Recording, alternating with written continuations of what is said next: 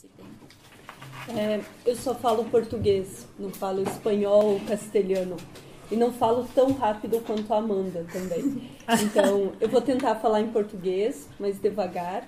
E se caso não entendam, aí a Amanda vai traduzir. Aí, se não entenderem, por favor, se manifestem, tá? Sem vergonha, Diz, não dá para entender, e aí a Amanda vai traduzir.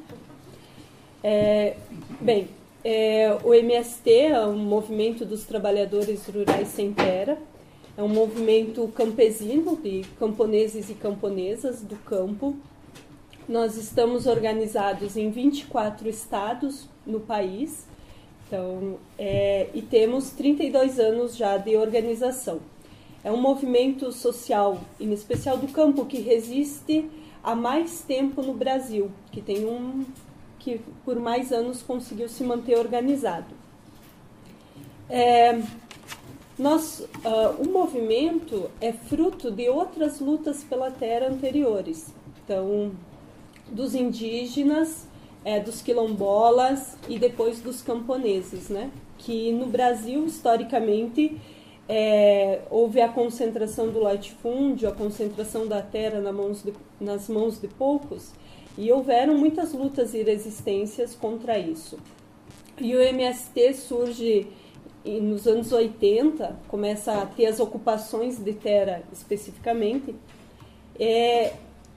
mas vem com o acúmulo dessas outras organizações que teve antes. Talvez essas organizações não duraram tanto tempo, né? Mas tiveram uma luta importante e que colocou em xeque essa concentração latifundiária no Brasil. Então, viemos desde ali, não somos os primeiros nem os únicos a lutar pela terra no Brasil.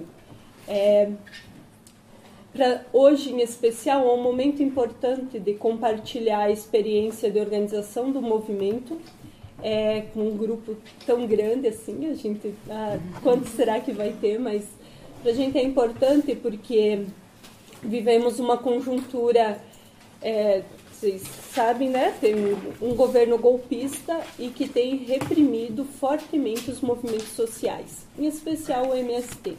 Então, nós temos 2 presos políticos ainda, que são presos políticos, e isso no Brasil só aconteceu na ditadura militar, então agora volta a ter, com esse governo golpista, a prisão de militantes e essa criminalização dos movimentos sociais, de todos os que lutam e que contrapõem ao modelo que está no Brasil.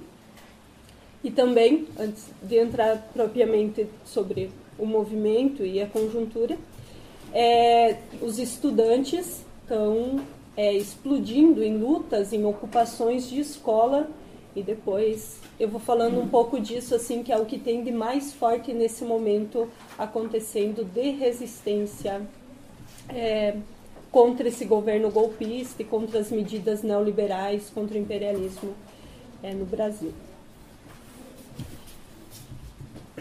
Então, os objetivos do Movimento Sem Terra é a luta pela terra, é o primeiro objetivo central, então é a partir deste que nos organizamos. A luta pela reforma agrária, entendendo a reforma agrária não só como a conquista da terra, mas a conquista de outros direitos que são necessários para a vida, como escola, educação, melhores condições de vida no campo, infraestrutura, saúde, enfim, cultura, né? A reforma agrária num sentido mais amplo. E também temos como objetivo a transformação da sociedade. Entendemos que sozinhos não construiremos muito. É necessário mudar essa sociedade, transformá-la para que a classe trabalhadora de fato se liberte e construa a sua autonomia.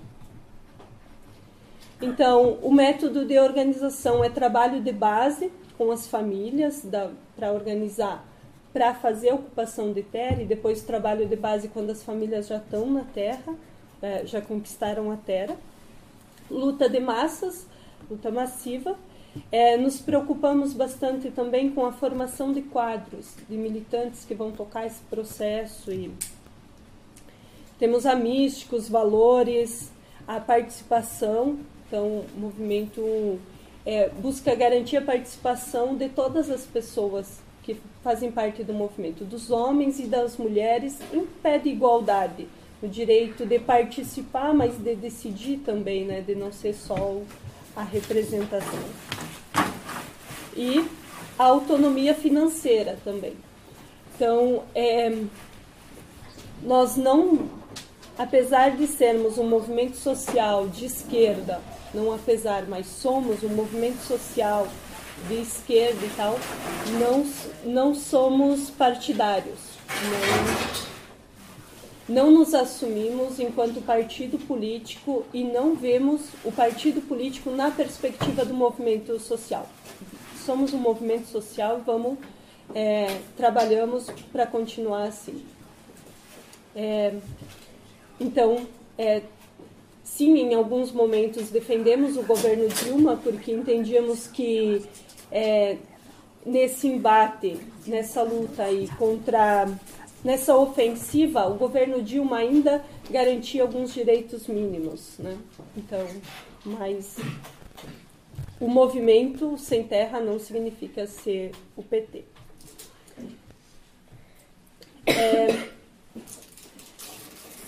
Enfim, isso são elementos bem gerais assim, sobre o movimento e creio que vocês também já tenham ouvido em outros momentos.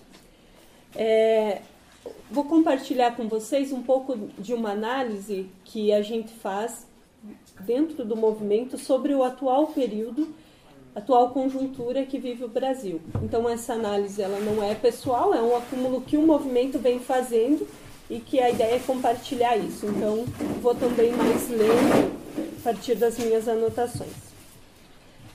Dá para entender? Está tranquilo? Sim.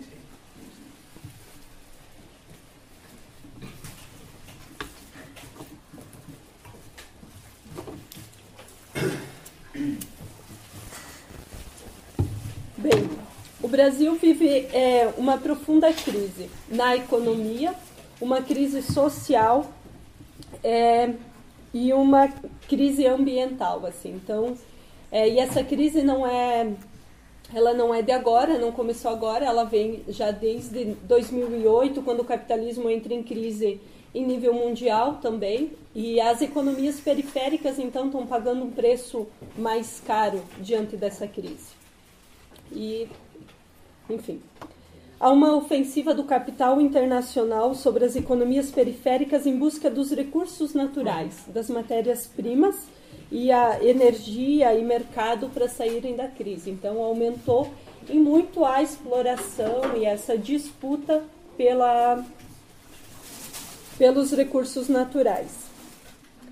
E essa crise econômica brasileira, ela esgotou o modelo neodesenvolvimentista, que era o que o último governo do PT, tanto Lula quanto Dilma, vinha desenvolvendo, né, esse neodesenvolvimentismo.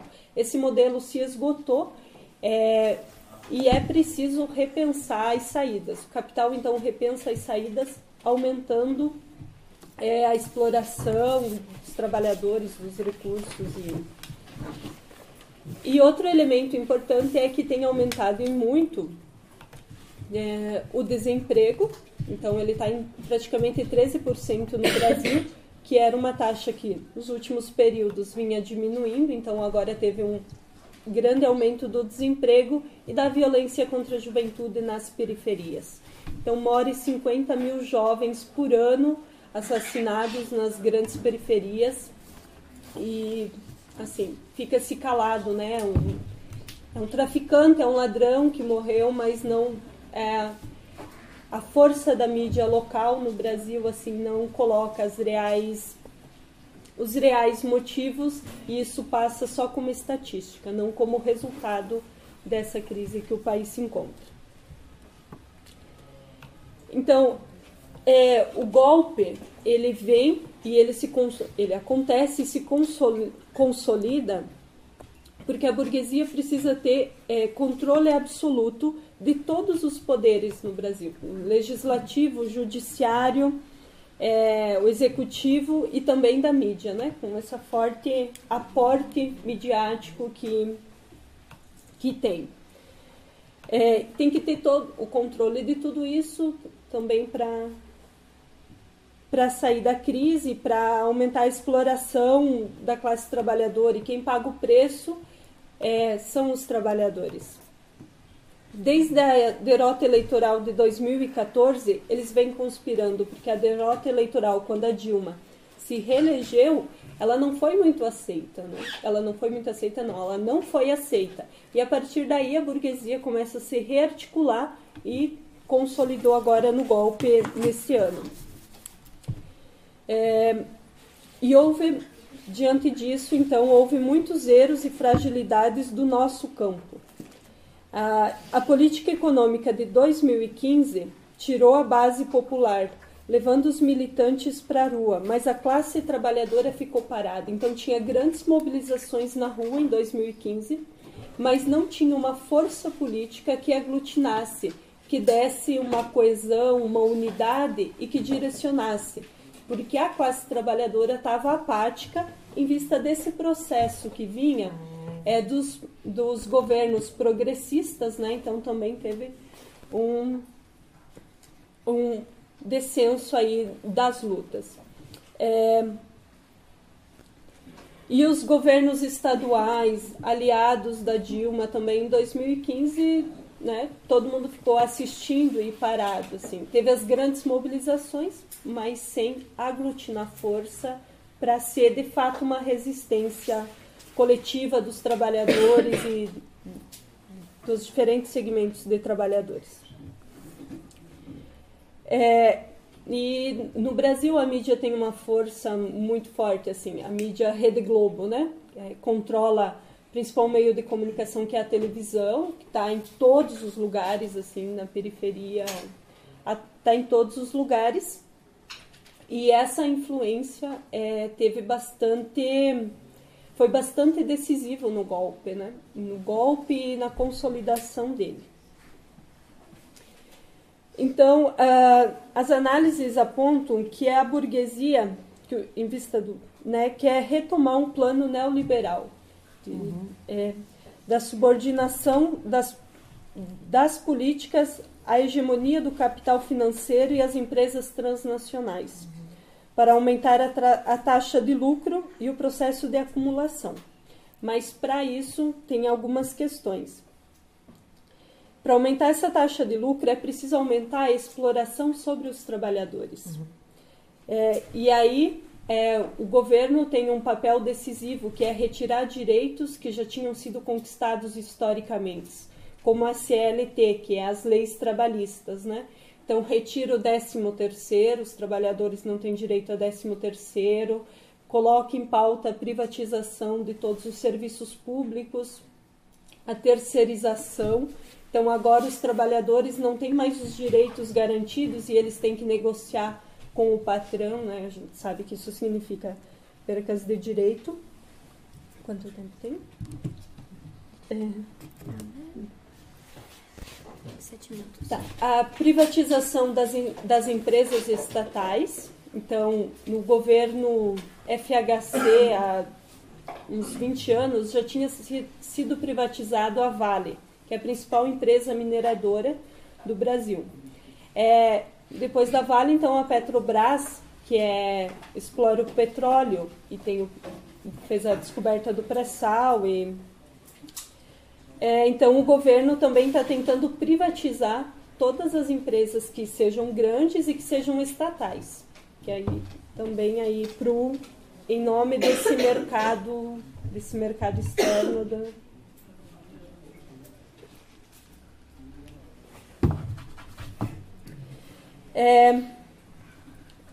disputar os recursos públicos. Então, isso também tem sido outra medida que a burguesia tem feito, assim, tudo que era investimento em saúde, educação, lazer, transporte, tudo que era investimento público, a burguesia tem disputado ou para diminuir esse investimento ou para se apropriar dele. e a expropriação privada dos recursos naturais, que foi isso que eu falei, do petróleo e de outros recursos naturais. Então,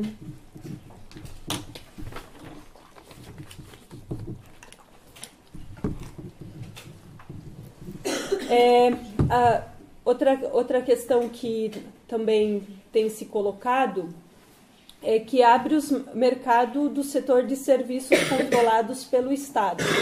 Hospitais, escolas, tudo onde o Estado garante o controle, abre-se para privatização. Então, agora, por exemplo, querem privatizar uma série de coisas na educação.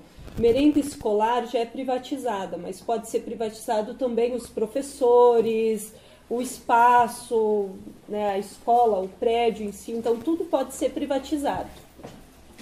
Ou, pelo menos, é o que está sendo colocado.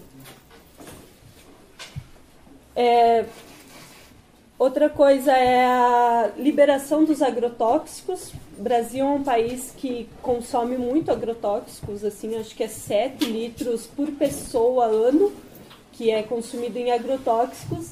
E esse governo também tem incentivado e aberto mais ainda o mercado de agrotóxicos e de transgênicos no país.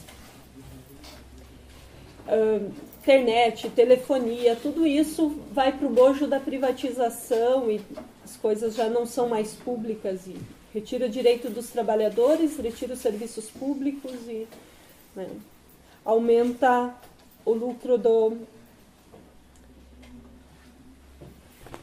E o outro elemento importante, então, é o realinhamento da economia brasileira com os Estados Unidos, que era né, o Brasil tinha aberto outros mercados e agora volta, então, a partir desse governo, a se realinhar com os Estados Unidos.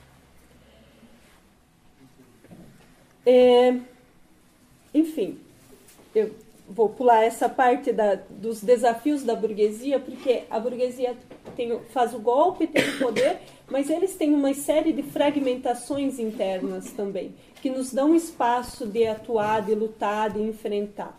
Porque, por exemplo, eles não têm unidade em torno do próximo candidato a presidente. Há muitas disputas nesse sentido.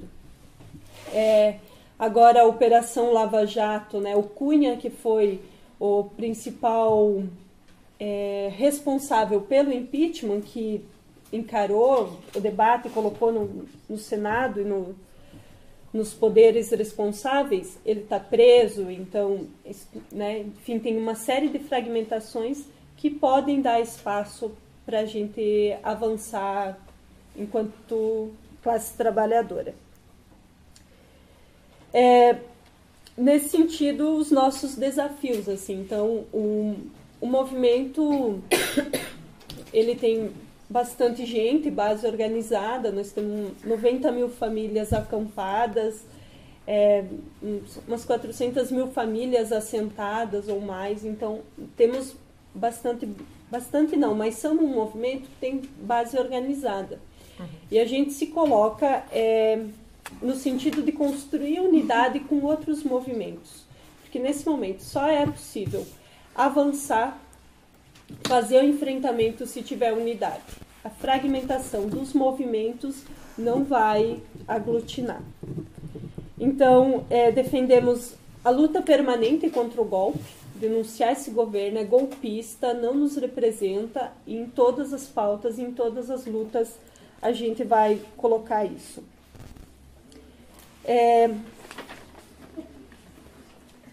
Defender a soberania dos recursos naturais, do pré-sal, enfim, dos serviços públicos, essa defesa intensificar a luta de massas.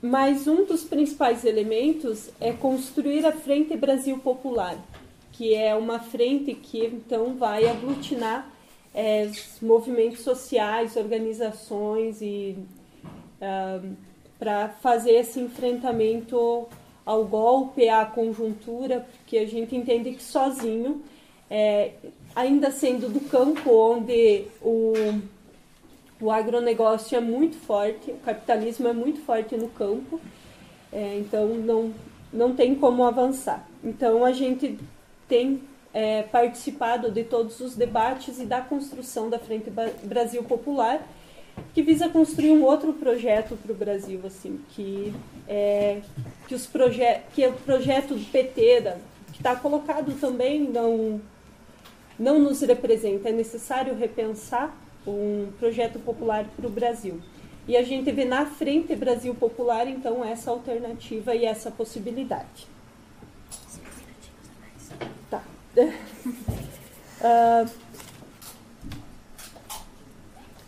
Também a defesa da reforma política, um país muito corrupto, né? A corrupção, assim, que aparece já é bastante, mas tem muita coisa que não aparece, tem muitos poderes ideológicos trabalhando nisso, né? Tem o Ministério Público, a Polícia Federal, o juiz Moro, que tem trabalhado bastante em ser famoso por causa disso. Então, defendemos também essa reforma política como uma alternativa. E estimular e participar de todas as formas de luta que tiver. Então, a luta dos estudantes nos representa. A gente também se insere nelas desde onde estamos, participar de todos os processos de luta que tiver nesse período, em vista de aglutinar.